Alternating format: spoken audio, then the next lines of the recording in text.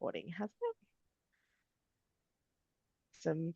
Hi, everyone, and welcome to our session on health and community support.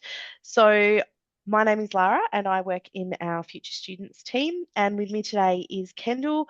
Kendall is one of our teachers in health and community support. She's probably got a different title that she'll tell you. I wasn't going to use the word academic. Yeah.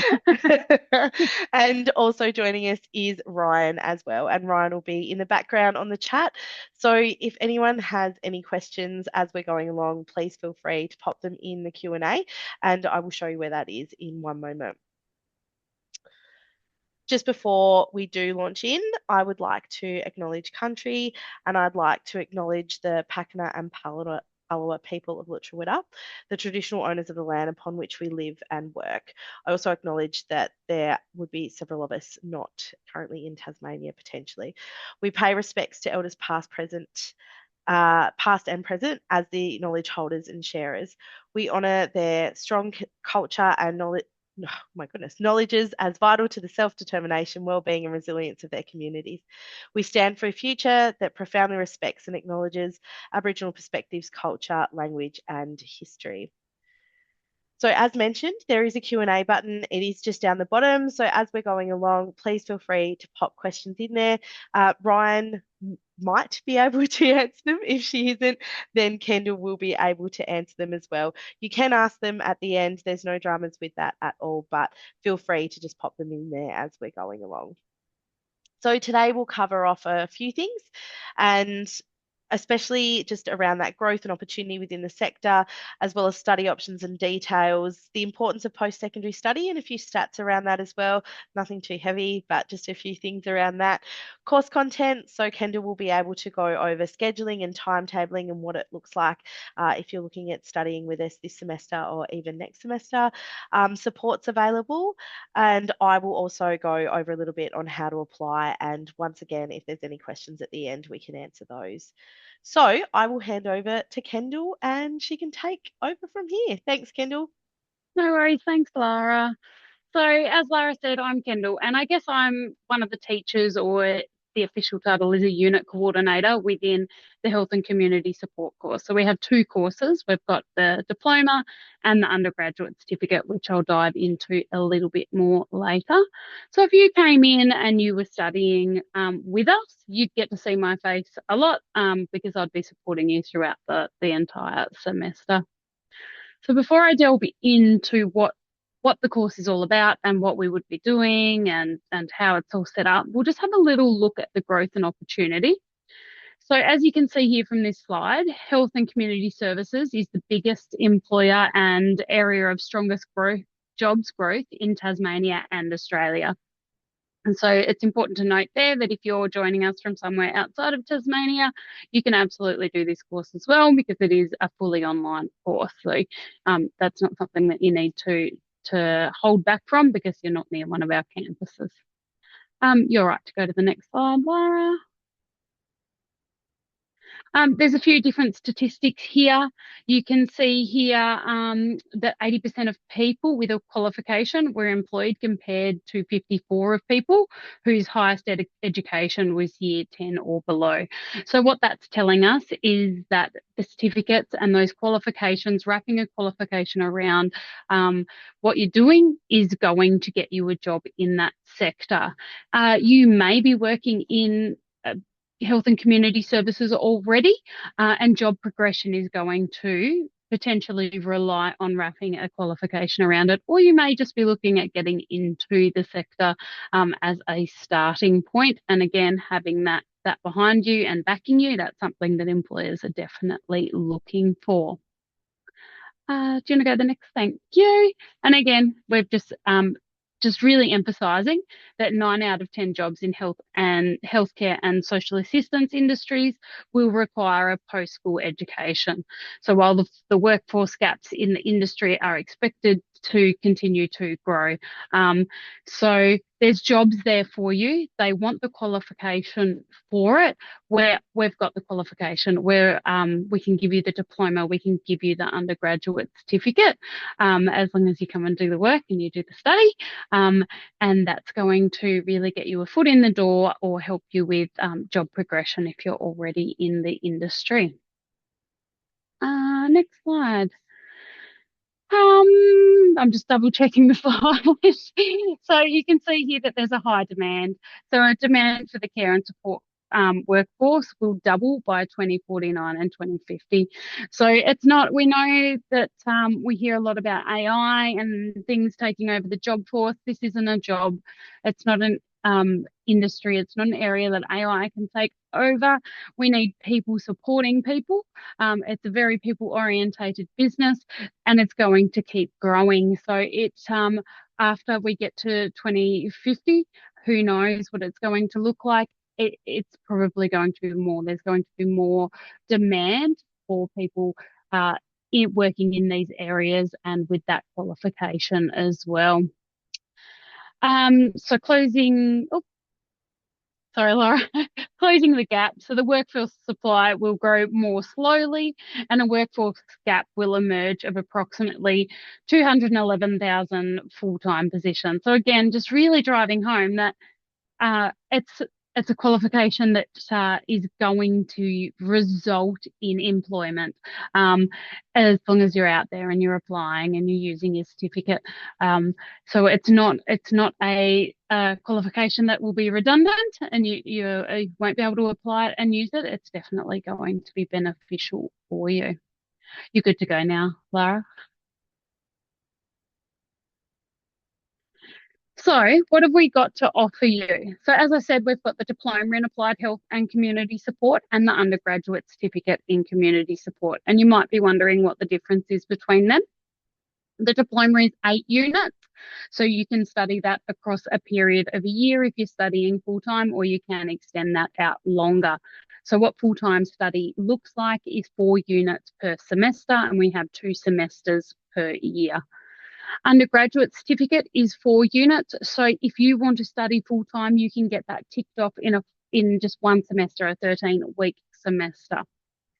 Now, if anybody's here tonight that has previously done the undergraduate certificate, you do get credit. So any of your units that you have studied in the undergraduate certificate, if you then just decide to go on and study the diploma, all of those will be credited in the diploma. So if you did all 4 undergraduate units, you'll get 4 units credited to the diploma, and then you only have 4 more left to complete to achieve that diploma. We also have recognition of prior learning and previous study or experience. When I say experience, that also means lived experience, work experience, lived experience. So you can go in and apply for that. So that's certificate 3, certificate 4s, working in the industry and lived experience that you can apply for recognition of prior learning. And you might be wondering what that means. Again, that means a credit. It means that you've got a unit ticked off that you may not need to complete. At present, we have a HECS waiver in place for 2025. Now, that's only for the diploma, and at this stage, it is only for any study completed in 2025. So if you are new and you are planning or hoping to come into the diploma, if you study 4 units, you can have up to 4 unit HECS waived. So that's fee-free for you for your study in 2025. Now, you'll notice that there's 8 units. So if you only do 4 in 2025, you're still going to have 4 remaining in 2026 or beyond if you study a part-time load. At this stage, we don't know if the HECS waiver will be continued into 2026. So it is something to keep in mind that any study that does overflow into 2026 may incur fees, which can be deferred through to HECS as well, which I'm sure Lara might touch on later on. You can go to the next slide. So a couple of fast facts about this course. We have no exams. It's always a bonus. Everybody's face always lights up when I say that we have no exams. Uh, no essays. So we don't say, can you please give me a 1,500 word essay on, I don't know, person-centered care or something along those lines. Instead, what we give you is we give you templates, we give you questions, we give about real world scenarios. We're teaching you the skills, and then we're getting you to apply them in real world ways through your assessment tasks rather than asking you to give us a 1,500 word essay. There's also no textbooks. So you don't have any additional expenses. We don't say, okay, you're in now, you've got your HEX waiver, but you need to go and buy these textbooks. We don't have that at all. Everything's provided to you online through a online learning platform called Milo. It's provided to you weekly. So week by week, you'll get new content delivered to you. A question I always get asked is, can I study in advance? Can I study the whole 12 weeks or 13 weeks in a couple of weeks? No, you can't, and that's because it is released week by week. So it's self-directed, but it's not self-paced. You will need to keep up with us, and you'll have different deadlines and things for assessment tasks as well. Next slide, please. So our 2025 options, we've grayed out that top, we've grayed out the top column there just because they're the units that we're running in semester one.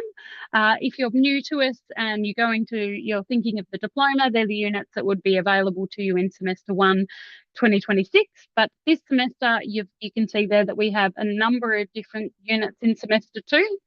I won't go through all the titles of the units. You'll see there's lots of codes. It gets very confusing. Everything is on our webpage. It explains what all of these units are, what they delve into, what you'd be exploring. What's key to see here is that you have 4 core units across the diploma. So in semester one, it's ZAC 101 and ZAC 119, and semester two, which starts on the 21st of July, would be ZAC 102 and ZAC 105. And then you have some elective units. So you can see there that we've got some discipline elective units that you can select 2 of across the course of the diploma. And then you've also got other electives. So something to bear in mind there, any of the units that start with the code ZAC, they are run, I guess we could call it in-house. They're run within our Applied Health and Community Support team. So there's myself and there's Carolyn King, the course coordinator, and some other staff in there that are run. We run these all together and we work quite close together in a close-knit team. You've got your other units there, so you can see your HGW and your ZAA and your ZPP. Now, they're ran outside of us a little bit. So, for example, HGW is a social work unit. And so for that reason, that's run by the social work team. But again, that's a bonus because if you do go on and do this diploma and you think, oh, I'm really interested in social work, but I'd like to have a delve into this first, you will get credits into social work as well. So it's just something to flag there that if you're wanting to stick with the one team, you'd go all the ZAC units. But if you're wanting to spread your wings a little bit, you can broaden out into those other coded units. Next slide. So this is our calendar. It looks very messy. Don't get too bogged down into it. It's more just to say you can see there that the semester starts on the 21st of July. It ends on the 26th of October. You get a mid-semester break in there as well. You'll see that there's red areas for exams and things. You don't need to worry about that because, like I said, there's no exams. There we go. So this is an example of what a timetable might look like if you're doing one of the ZAC coded units. Why don't I have the other coded units on there? I don't know their timetables. So because again, they're run by another team, they're run by another school, I guess. They're outside of us. They have their own timetable and their own way of doing it. But if you are doing a ZAC unit, this is a timetable that you'd refer to. Tutorials and workshops, they're ran online. For example, say if you are enrolled in just one ZAC unit, you'd come in here. Let's pretend you're doing ZAC 102. You'd find that you're doing ZAC 102 and you'd pick on in week 3 whether you're going to attend the Monday or the Tuesday session. You might be thinking, oh, then I've just got nothing to do in week 1, 2, 4, 5, 6. Well, you do. You still have content released to you. So this is just something that we give to all our students that are doing ZAC units, because you can just see everything in one quick snapshot. But it's a little idea that you can see that we do run sessions of a night, of an evening. We understand people are working. We have people that come and their kids pop in and say hello, their dogs, their cats. Um, they're eating their tea, they're in their pajamas, and that's perfectly fine. And you don't have to have your camera on if you're not comfortable either. We like to make them as informative and educational as possible, but also comfortable and fitting within your schedule. Next slide.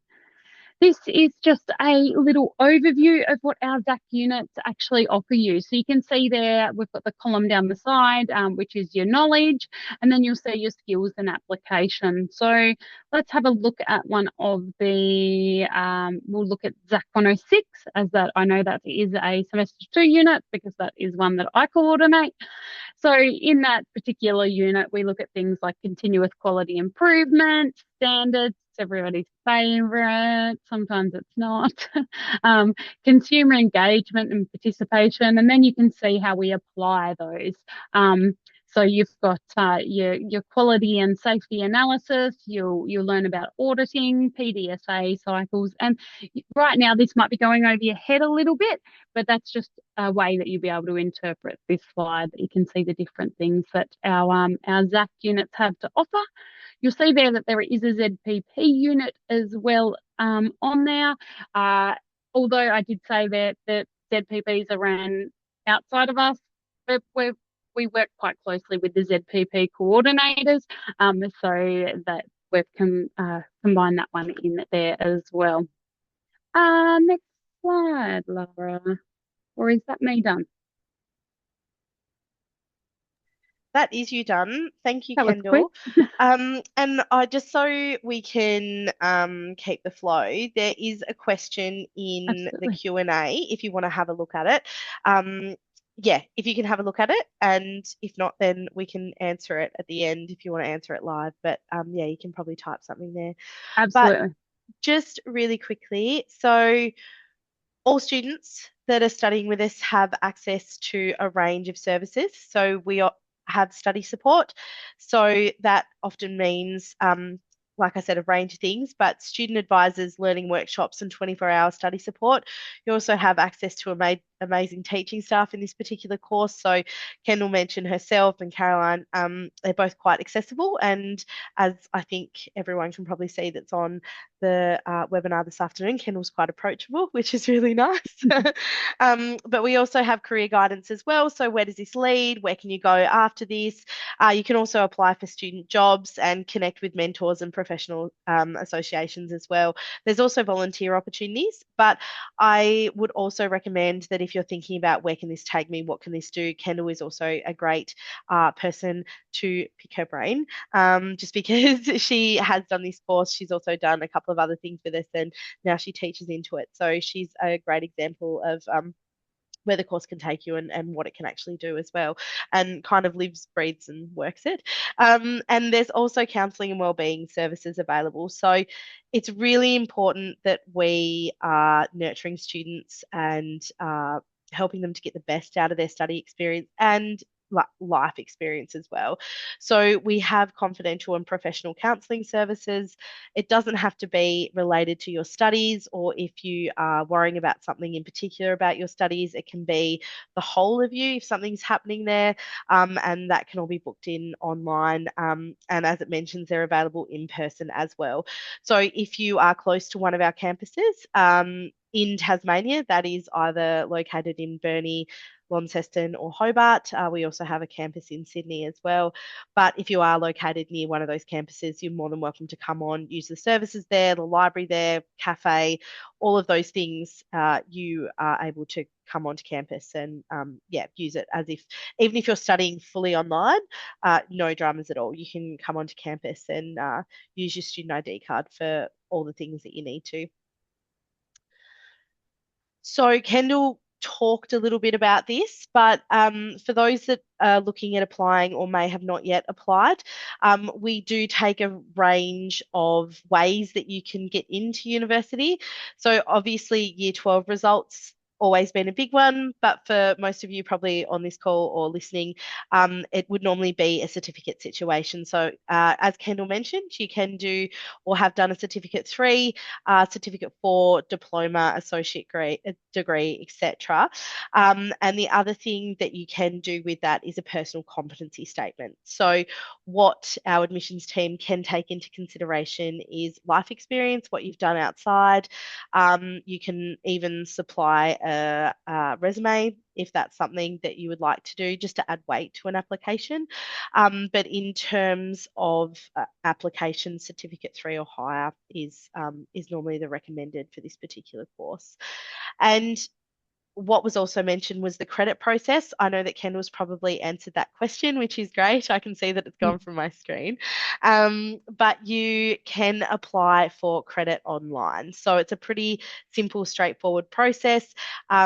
And hopefully, actually, Ryan, if you could post RPL UTAS. So if you just Google that, and hopefully Ryan can post the link in the chat or someone can, it will take you through to the program where you can then upload any type of learning that you've done prior. And when you go forward for an application, so you apply for the course, you receive and accept your offer, and that is when the credit process normally kicks in. So it is a little bit you have to apply to then know what you're getting credited for, but the credit is then applied, and like Kendall said before, it just means that potentially 1 unit, 2 unit, 3 units, however many, are then ticked off, and you don't have to do those units. You can just go straight into doing 3 units to complete the course, for example, or whatever it might be. So it's a pretty straightforward process. We do look for, though, any type of transcripts or unit outlines that you may have done in a previous study. So if you do have access to those, our admissions team will more than likely want to see those as well. And just on that note, if you are applying through that and you can't find them, normally the institute that you've studied with before would have access to that, or you could find it online. Pretty straightforward process. For anyone that hasn't applied, it's just literally going to our website, clicking on apply and looking for the course. As Kendall mentioned, in terms of the fee waiver, that's still in play for this semester coming, but as of 2026, we're still unsure. Hopefully there's further information about that shortly, and this particular cohort will receive that information as well. If you are keen, you can always reach out to Kendall. I'm sure she'd be more than happy to have a chat with anyone around that fee waiver area as well, once we know more information, of course. And so obviously it's an application, and then you receive an offer, and then it's enrolling in your units. So normally this is all done, so application and then accepting your offer is all done in the same portal. That is all done in our application portal, and then enrolling in your units is what we refer to as eStudent. Now, correct me if I'm wrong, Kendall, but I believe that students receive some support around the enrolment process. Yeah, and that comes directly from me. Oh, good. I reach out to you. I'm very busy. You're a Very busy busy lady. person. So once I think that you've accepted your offer, I reach out. Normally it's a text message to start off with, say, hey, I'm here. Let me know if you need some help selecting your units and getting enrolled and those sorts of things. And I don't know. I suppose, Lara, you might agree that eStudent, which is the enrolment system, can be tricky to navigate. So please, if you get to that point, don't be disheartened at all about not being able to enroll, because it is tricky, and I'm more than happy to help you and step you through the process. Awesome. And just on that note, we are also available as well as in the Future Students team. So myself, I'm in Burnie. We also have others like me located in Launceston, Hobart, and we also have people that you can access online as well. We also have our Uconnect team that you can call at any point. But obviously, if that one-on-one support is there with Kendall, then that is fantastic, and I would say absolutely take it. But if, for whatever reason, you have to book in with one of us, we can absolutely go through that enrollment process. And Kendall touched on it slightly earlier, but when you go to enroll, that's when you are applying for your HEX help loan. So Mm. what you're doing is you are enrolling and transferring the cost of those units onto a HEX help loan. That is then paid back once you start earning over $54,000. There is resources online, great resources online that you can go and have a look at. I always say to students, please don't stress around HEX help. It's one of those things that is really quite easy to apply for when you're sitting there. So all domestic students in Australia are eligible for HEX help as well. So no dramas at all. You just simply do it in our system. As Kendall mentioned, it can be a little bit uh, Mm. tricky to navigate sometimes, but once it's done, and the cost of those units are then. So how it works is once you earn over that certain amount, it's taken in the form of tax. At tax time, you then start paying it back to the government. If anyone has any really like intricate questions around HEX help and how it works, feel free to reach out to either the Future Students team or Kendall. We can explain it a little bit more in detail. Um, I do like to go over it. I just don't like to bog down in it because, you start talking about indexation and all this other stuff, and it just becomes way too complicated. So at the end of the day, the main thing is that currently there is no cost associated, Kendall. That's what I'm saying is correct. Yep. And Yep. then as of 2026, there may be cost associated. So we Yep. will know more about that. And also anyone wanting to study the 8 units will know more about that as well, once we get that information. And that is officially the webinar. So I can see that there's one more question there. There is. I Um, thought I might leave that to you to answer, Lara. You might know a yeah, little bit more about scholarships than me. yeah, awesome. Yeah. And hopefully, if Ryan is in the background somewhere, she can post a link to the scholarships website as well. So, yes, there are scholarships available for semester two. You can just go straight to the website or simply go to Google scholarships UTAS. It will take you to the website. It'll give you a full list of what's available. I will say, though, that normally with semester two, there aren't as many scholarships available as what there are with semester one commencing students, but there would still be some available. And I believe they are still open till they should still be open for another few weeks or so. There'd be closing dates on the website that would tell you exactly when they do close. You'll see each scholarship has criteria attached to it. Some will simply be, are you in a particular location? Are you studying X course, etc. How that works is you go into the system, click on the box that is applicable to you, like the scholarship that is applicable to you. You answer a whole range of questions that is delivered to you. Then you hit submit, and basically the scholarships team then go over it and say, okay, let's award that scholarship, or let's not, basically. It can be a bit of a process in terms of hearing back. Sometimes it's not as quick as we'd like it to be, but anyone that would like to put forward for a scholarship is eligible too. So I would say go onto the website and have a look. And like I mentioned, there'll probably be more available for semester 1 2026 as well. So hopefully I have answered that question.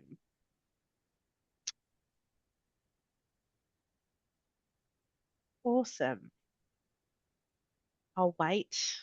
I'm not very good at sitting in silence, but I will No, wait. I'm It's the same. always a hard one. I'm not sure if Ryan popped my email in the chat, but feel free for anybody if you leave here and you think, I don't know, you're laying in bed later and you think, oh, I should have asked this, I should have asked that, please feel free to email me. I'll pop it in the chat in just a second. I think I'm pretty approachable, so definitely, yeah, just reach out. I'm always happy to answer any questions that you might have. I'll pop my email in there right now. So Kendall, while you're doing that, I can read out this question, and it's how do the different electives contribute to different career pathways? Is this a better question for the career counsellors? But Great probably question. you to start with, yeah. Yeah, me to start with. Look, and it is a great question, and it depends on the career pathway in which you're interested in. So you might have there's different areas you can go. You might be interested in aged care, you might be interested in disability support, mental health, youth, drug and alcohol. So, and that's where we really need to narrow down on the electives that you're picking. So, for example, if you're interested in social work, I would recommend that you do the social work units that we have on offer to you. Um, or if you are interested in disability support, we have dedicated units for contemporary disability support.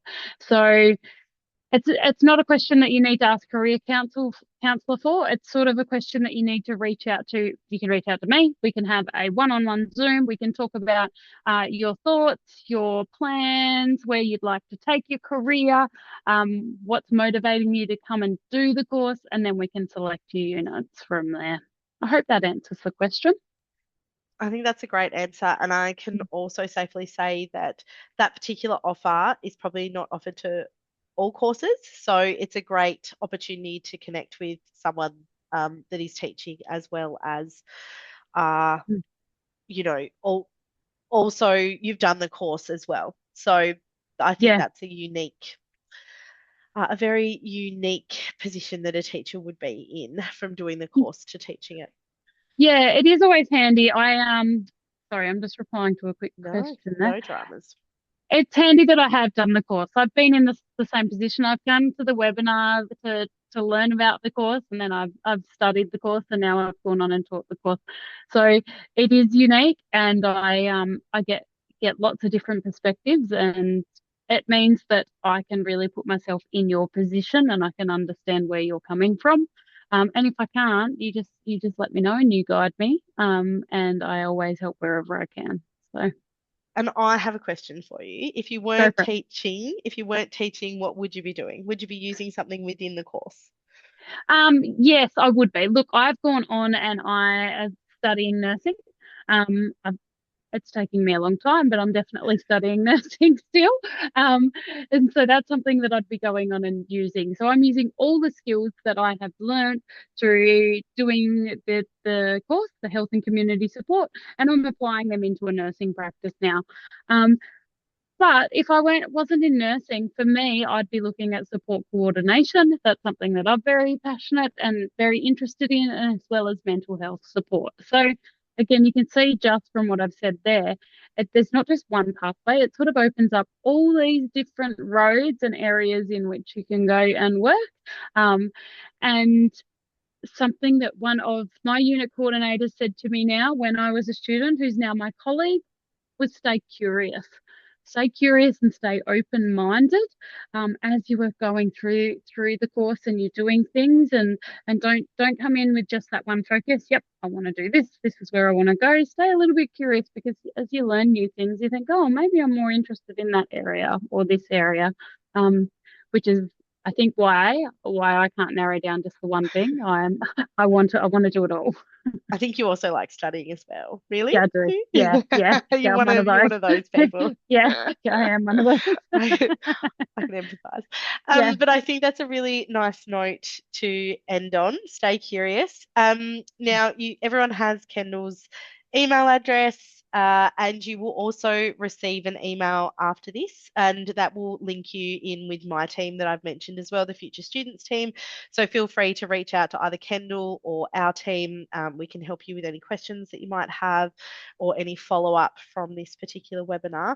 But I would just like to thank Kendall and Ryan as well in the background there, working diligently, and all of you for giving up your 5 to 6 on a Tuesday afternoon. So thank you all very much, and I hope everyone has a great evening.